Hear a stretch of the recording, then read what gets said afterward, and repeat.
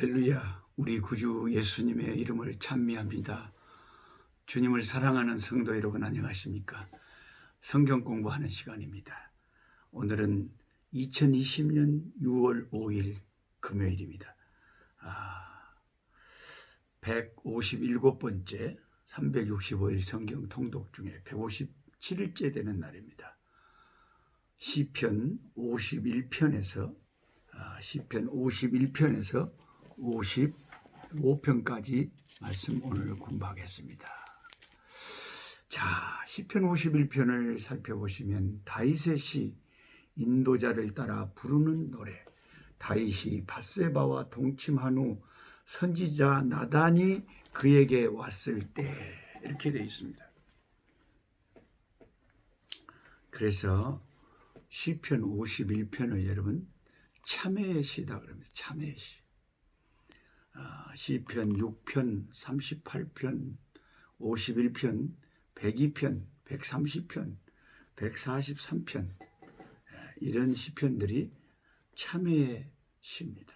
참 시편 안에는 찬송도 있고 감사도 있고 간증도 있고 개인적인 탄식도 있고 이런 죄를 회개하는 그런 시도 있고 우리 주 예수 그리스도를 예견하는 그런 고난의 시도 있고 참 다양한 시가 다 있어요.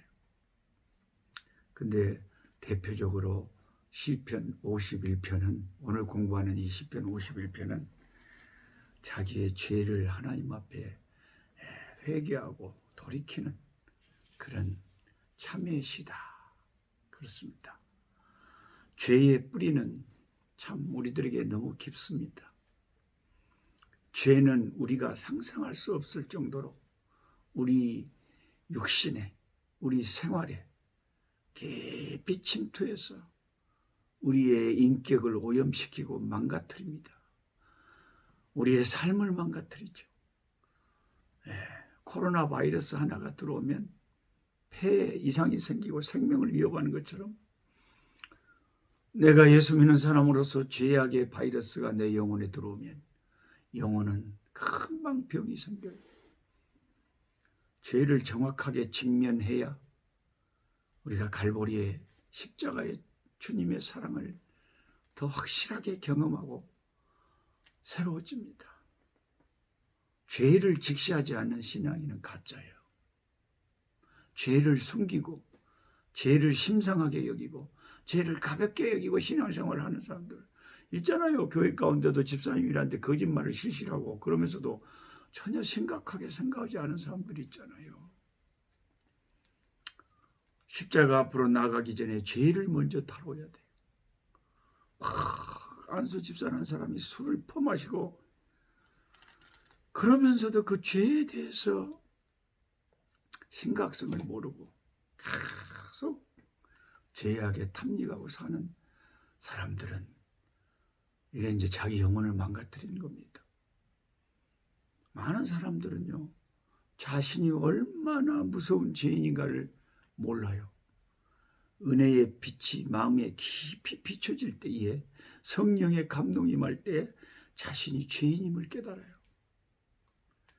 회개라고 하는 것은 우리 기독교에서는 아주 중요한 주제입니다. 세례 요한은 회개하라 천국이 가까웠느니라고 외쳤고요. 세례 요한은 항상 회개를 선포하는 그런 선지자였어요. 예수님의 첫 번째 설교도 뭔지 아세요? 마태복음 4장 17절에 회개하라 천국이 가까웠느니라. 그게 예수님이 제일 먼저 설교한 설교 내용이 무엇에 대해서 설교했느냐? 회개에 대해서 설교했다는 거예요. 오늘날 우리가 한국 교회 강단이 회개하라고 외치면 교인들이 줄어들고 교인들이 그 교회를 안 오거든. 안 나와버려. 아따 여기는 사람이 성가시게. 그래가지고 교회가 여기밖에 없냐 그래갖고 회개를 외치면 사람들이 싫어하니까 사람들 눈치 보느라고 회개를 외치지 않아서 하나님의 교회에 죄가 만연하다는 거죠. 회개와 하나님의 나라는 긴밀하게 연결되어 있습니다. 하나님의 나라에 들어가려면 제일 첫 번째 문이 회개의 문입니다. 회개해야 돼요. 시편 51편은 다윗이 밧세바를 범한 후에 남의 아내를 간통을 했다는 거죠. 이런 영성 있는 하나님의 종 다윗이 시험에 빠져서 그 죄를 지었단 말이죠. 그가 그런 죄를 범한 후에 나단 선지자가 이제 나왔을 때 그 선지자 앞에서 죄를 고백한 그 고백이 이 시편 51편이에요. 다윗은 범죄한 이후로요 기도가 끊어져 버렸어요. 이것이 다윗에게는 큰 손실이었습니다. 여러분과 저의 생활 속에서 제일 큰 손실이 뭔지 아세요? 세상에 빠져서 바빠서 무슨 연유에 애쓰든지 기도의 시간이, 기도의 그 모습이 끊어져 버리는 순간, 그게 저와 여러분에게 가장 큰 손실이에요. 경제적인 손실, 이게 문제가 아니단게요. 물론 다윗이 기도를 안 했다는 게 아니에요. 다윗도 기도했어요. 기도했는데 그러나 그것은 형식적인 기도였죠. 얼마든지 우리가 교회 다니고 회개 안 하면서도 형식적으로 기도할 수 있잖아요. 회개 안 하고 그냥 입으로만 그냥 기도를 하는 거예요. 근데 실제 하나님과의 깊은 관계의 기도는 끊어진 거죠. 죄는 그리스도인들에게 기도를 빼앗아 갑니다. 한번 제 말을 한번 같이 공부하신 여러분 저서에 따라해 보세요. 죄는 그리스도인에게서 기도를 빼앗아 간다. 뭘 빼앗아 가요? 기도를 빼앗아 간다니까요. 뭐가요? 죄가요. 죄는 기도를 빼앗아 가고 말씀을 빼앗아 가요. 그래서 제가 참 따르고 흠모하는 설교자 두 분이 계시는데 D.L. 무디라고 이 유명한 미국의 전도자가 있습니다. 그리고 영국의 설교의 황태자라고 불리는 찰스 스펄전 목사님 계세요. 이 참 어려서부터 이 두 분들에게 영향을 제가 책을 통해서 많이 받았는데, 무디 전도자는 자기 성경책 안 표지에다가 그렇게 항상 써놨다 그럽니다. 이 책을 가까이 하면 죄가 내 생활에서 멀어지고, 죄가 내게 가까이 오면 이 책이 나한테서 멀어진다. 얼마나 맞는 말인지 몰라요. 지금 이제 겨우 저하고 성경 공부하는 분 구독자가 2,600명 됐는데, 제가 마음속으로 좀 부탁드리고 싶은 것은 이 말씀 운동을 좀 여러분만 그냥 은혜 받고 목사님 좋아요 그러지 말고 옆에 사람들에게 좀 구독하라고 알려주세요. 그러니까 2,600명의 구독자가 한 명씩만 다른 구독자를 좀 늘려도 금방 5,000명 되잖아요. 이 말씀 운동이 세상에 다른 유튜브 콘텐츠도 막 쉽게 수만 명의 구독자가 있는데 그냥 먼 할매가 나와서 뭐 쓸데없는 그런 거 해도 막 수십만 명이 막 구독을 하는데, 이상하게 하나님의 말씀을 나누는 이것은 특별한 사람들이 어쩌다가 구독을 하나 하지 하루에 구독자가 한 명 늘 때도 있어요. 그래서 이것은 이미 구독을 하고 이 맛을 아는 분들이 선전을 해주고 또 남에게 권해줘야 구독자가 늘어납니다. 함께 해주시면 고맙겠어요. 그런데 이렇게 말씀을 가까이 하는 여러분들은, 말씀을 가까이 하면 뭐가 멀어진다고요? 내 생활 속에서 죄가 멀어진다고요. 죄하고 말씀은 반비례, 죄와 기도는 반비례. 근데 거꾸로 죄가 내 생활 속에, 내 삶 속에 들어오면 말씀이 멀어지고 성경을 안 보게 되고 기도를 안 하게 된다. 기도와 말씀이 죄가 내게 들어오면 나에게서 죄는 기도를, 말씀을 빼앗아 가버려요. 하나님과의 관계가 다 끊어져 버린 거죠. 기도는 방법이 아니에요. 기도는 방법이 아니고, 그럼 기도는 뭐냐? 기도는 관계죠, 관계. 관계는 아주 예민한 거잖아요. 부부관계, 친구관계도 겁나게 이제 부부관계가 좋으면 대화를 많이 하잖아요. 여보, 오늘 뭐 됐어요? 그렇게 이제 대화가 이렇게 관계가 좋으면, 사랑하면 막 전화도 하고 대화를 하는데 아무리 가까이 있는 부부라도 관계가 안 좋으면 아무 말도 안 해버려요. 대화가 단절돼 버려요. 기도는 하나님과 나와의 대화인데 하나님과의 관계가 죄 때문에 꽉 막혀 있는데 뭔 대화가 된대요.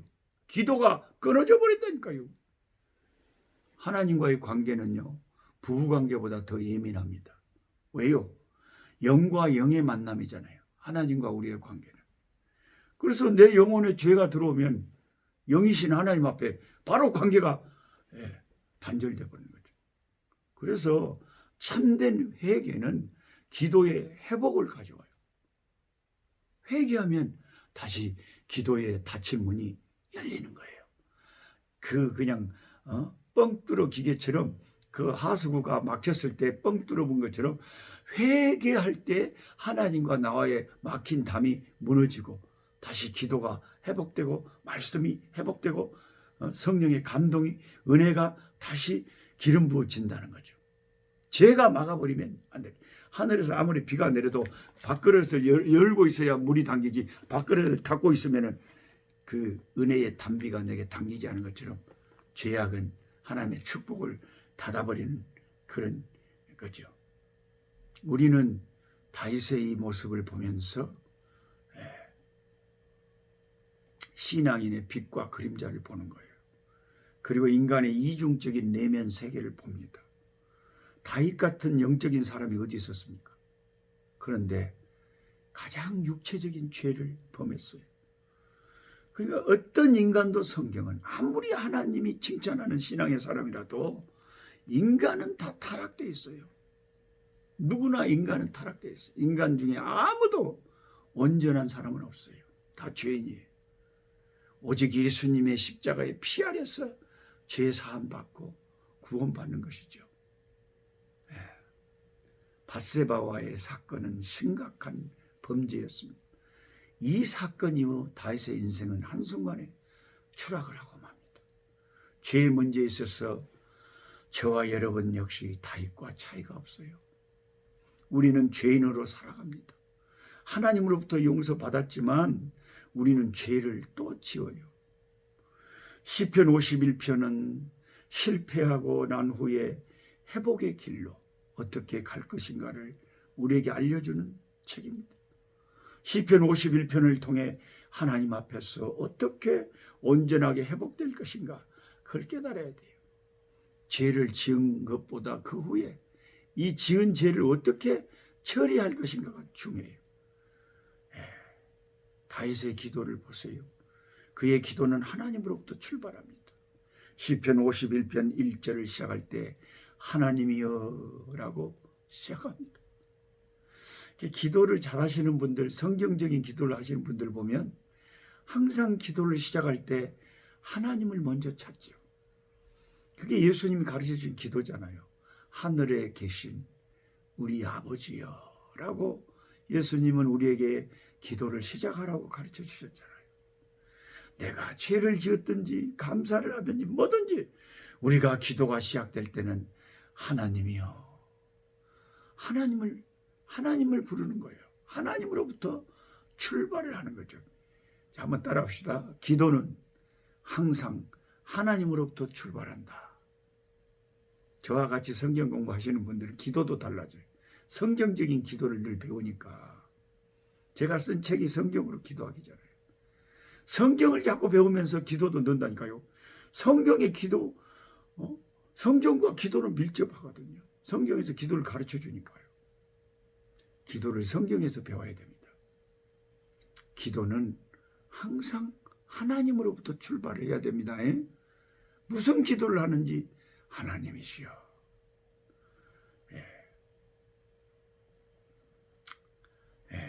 다윗이 하나님 앞에 나와 정직하게 기도하기 이렇게 51편에 기도하기까지는요, 주석가들에 의하면 시간에 그 갭이 있었다 그래요. 약 1년 정도 죄를 짓고 나서 지금 시편이 51편에 이 회개가 나올 때까지 1년 정도의 갭이 있었대요.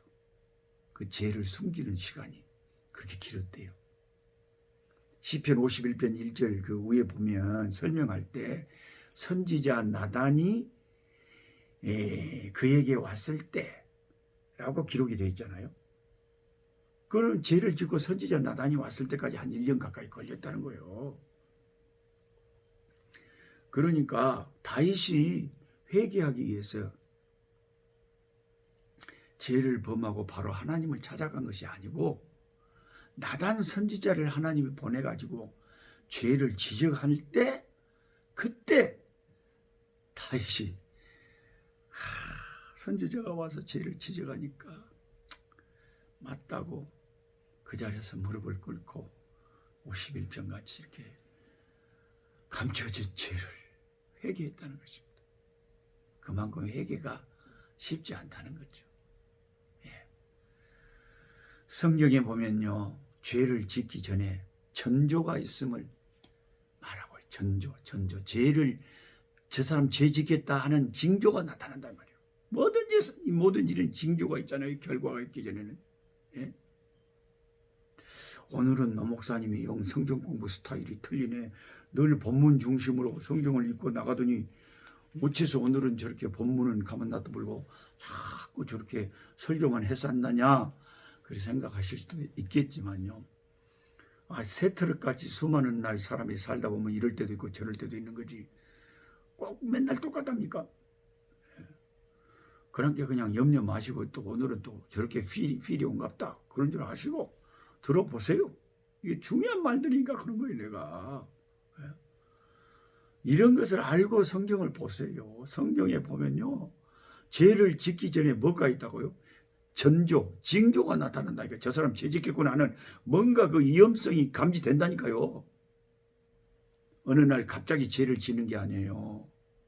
반드시 전조가 있어요. 성경에는 이 다윗이 범죄하기 전에 왕들이 출전할 때 다윗이 출전하지 않았답니다. 다윗이 출전하지 않아도 될 만큼 나라가 강대해져 있었어요. 여기에는 다윗의 높아진 자만심이 감춰져 있습니다. 왕이 출전하지 않은 것에 대해서 아무도 시비를 걸 수 없을 정도로 다윗은 위상이 높아져 있었습니다. 내 환경이 강대해지고 높아져 있고 찰때갈 때, 이때가 죄를 지을 수 있는 환경이 제일 위험할 때라는, 성공할 때가 가장 위험할 때라는 거죠. 그 성공을 누리고 즐기고 성공에 오래 머무는 자는 반드시 위험하다. 성공에 오래 머무르지 마라. 위험한 것이다. 이것은 수많은 앞서간 현자들이 이야기를 한 거예요. 성공에 취하지 말라는 거죠. 저는 이제 이런 유튜브를 통해서 앞으로 한 10년 후에 제가 70, 80이 됐을 때 구독자가 수만 명, 수십만이 된다 할지라도 항상 이런 말씀을 조심해야 돼. 자만하면 안 되죠. 항상 자만하면 안 돼. 왕이 출전하지 않았지만은 아무도 시비를 안 걸었습니다. 그만큼 왕의 이상이 높아져 있었고 이스라엘이 강대해져 있었어요. 이때가 죄를 지을 수 있는 위험한 때였어요. 모든 것이 잘 풀리면 자신도 모르는 사이에 삶이 느슨해지죠.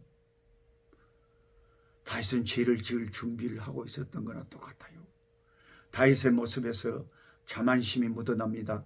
다윗은 자신의 성공과 힘에 도취되어 있었어요. 이때가 가장 위험한 순간이었습니다. 사무엘하 11장 2절에 보면 그 죄짓기 전에 저녁 때에 다윗이 그의 침상에서 일어나라고 기록되어 있었어요. 오후에 낮잠을 잔 거예요. 자신의 핵심적인 업무와 책임에서 벗어나 있었습니다.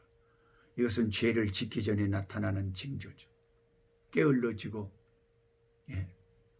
자신의 현재 영적인 상태, 자신이 처한 삶의 현실을 제대로 잊고 사는 것은 쉬운 일이 아닙니다. 지금 여러분에게 제가 이렇게 길게 성경 본문보다는 이런 일을 말씀을 드린 것도 다 성령의 섭리가 있는 거예요. 여러분을 돌아보라는 거예요. 죄를 지을 수 있는 환경을 빨리빨리 치우라는 거예요. 느슨해진 마음을 조이라는 거예요. 깨어있으라는 거예요. 우리는 자신도 모르는 사이에 영적으로 무뎌져요. 자신도 모르는 사이에 영적으로 무뎌지고 녹이 습니다.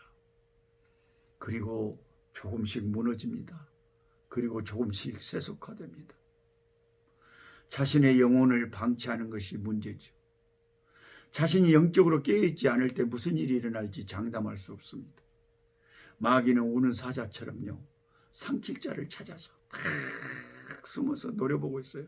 내 영혼이 약한 틈을 탈 때 확 달려들어서 큰 죄에 빠지게 해본단 말이에요. 누가 마귀의 먹잇감이 되지요? 영혼을 느슨하게 방치해 놓은 사람이죠. 사람이 영적으로 둔감해진다는 것은 아주 무서운 일입니다. 다윗은 영적인 감수성이 예민했던 사람이거든요. 그러나 그가 무디어지자 상상하기 어려운 죄를 태연하게 지었어요. 그리고 죄를 숨겨버렸습니다. 은폐해버렸습니다. 그런데 죄가 죄를 낳죠. 갈수록 대범해지죠. 그 남의 아내를 범하고 그 아내의 남편을 살인 청부를 해서 죽여버렸습니다.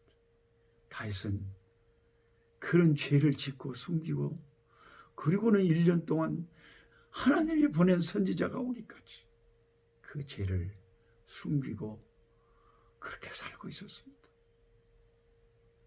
영적으로 민감한 사람은 전조를 보고 알아차리고 돌이킵니다.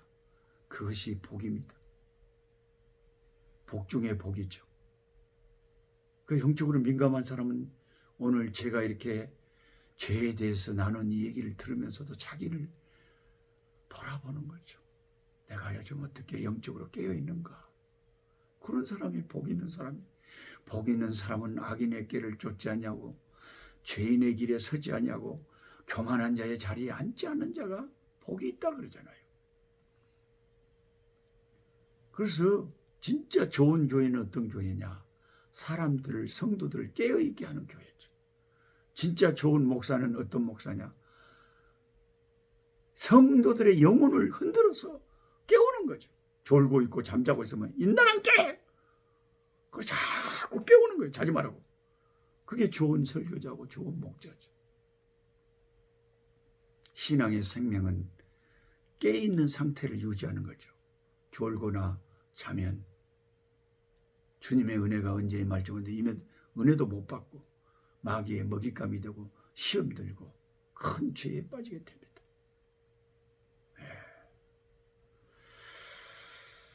토요일을 어떻게 보내는가에 따라서 주일 예배 시간에 하나님께 반응하는 것이 달라지잖아요. 영적으로 민감한 사람은요, 그걸 알아요. 토요일 하루 종일 돌아다니고 힘을 빼고 밤 늦게까지 텔레비전 보고 새벽에 잠들었다가 주일에 겨우 피곤하게 일어나가지고 교회 가서 하나님 앞에 예배 드리니까 참 어떻게 하나님 앞에 생생하게 예배를 드릴 수가 있겠어요? 시편 51편 1절에 보면 하나님이여 주의 인자를 따라 내게 은혜를 베푸시며 주의 많은 긍휼을 따라 내 죄악을 지워주소서. 1절부터 단도직입적으로 자기 죄를 지워달라고 하나님의 인자, 하나님의 긍휼 앞에 호소를 하고 있네요. 다윗은 주의 인자, 은혜, 긍휼이라는 단어를 사용하여 기도합니다. 이것은 성경에서 매우 중요한 단어입니다.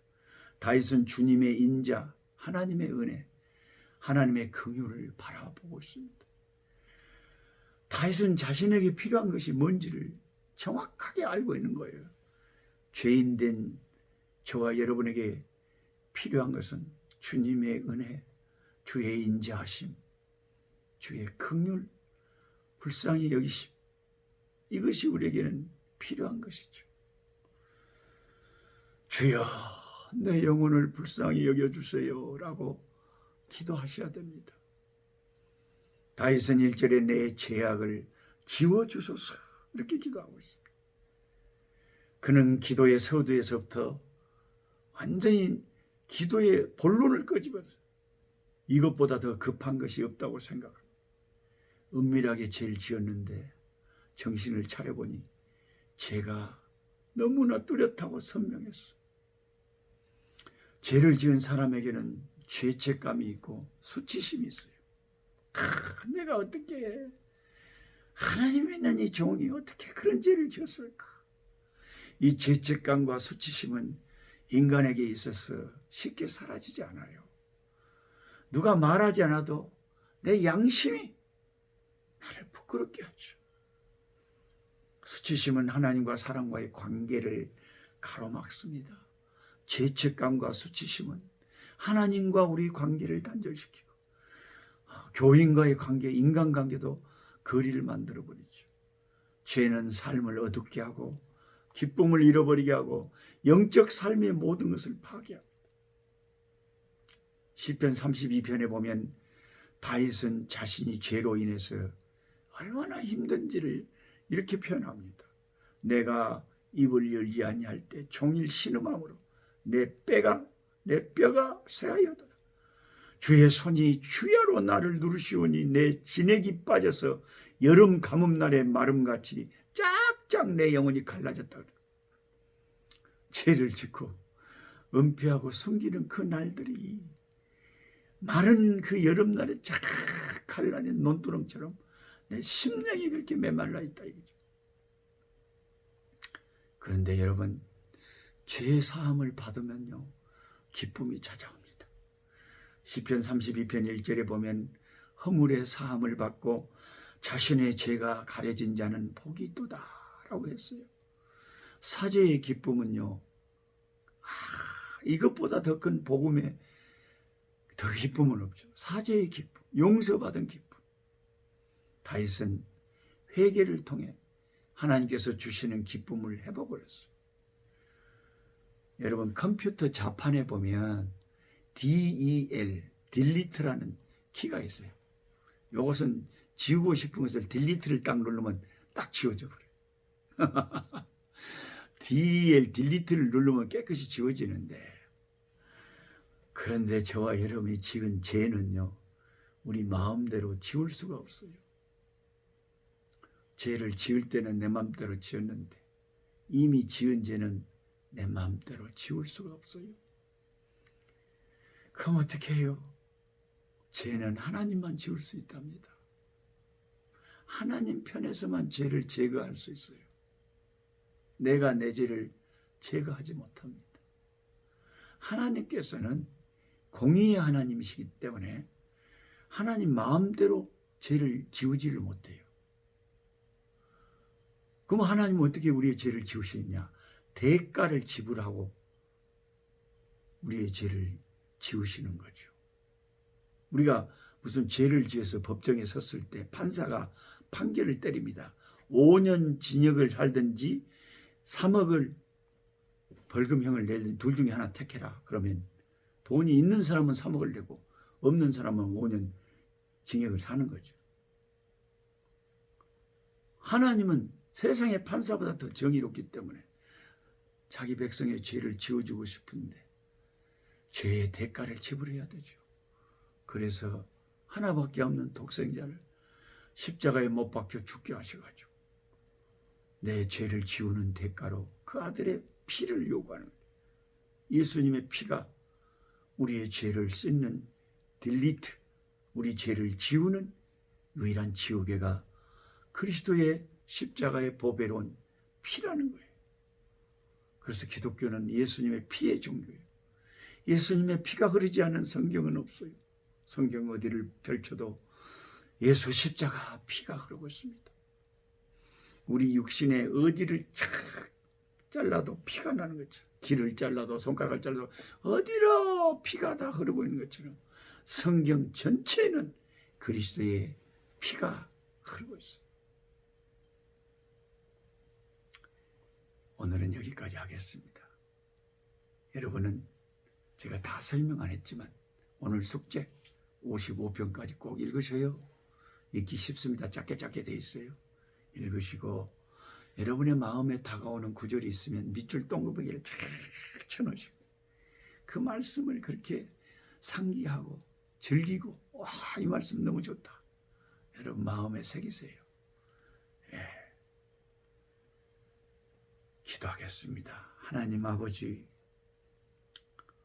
자신의 처소에서 아니면 차를 운전하면서 아니면 뜻하지 않은 질병으로 병원에서 나라를 떠나서 여기저기 여행 중에 유튜브를 통해서 이 말씀 공부에 함께하는 종들, 또 선교지에 있는 종들, 몸이 아파 투병하는 종들, 주님은 아시오니 주의 그 능력의 힐링의 그 회복의 손길로 어루만지소서.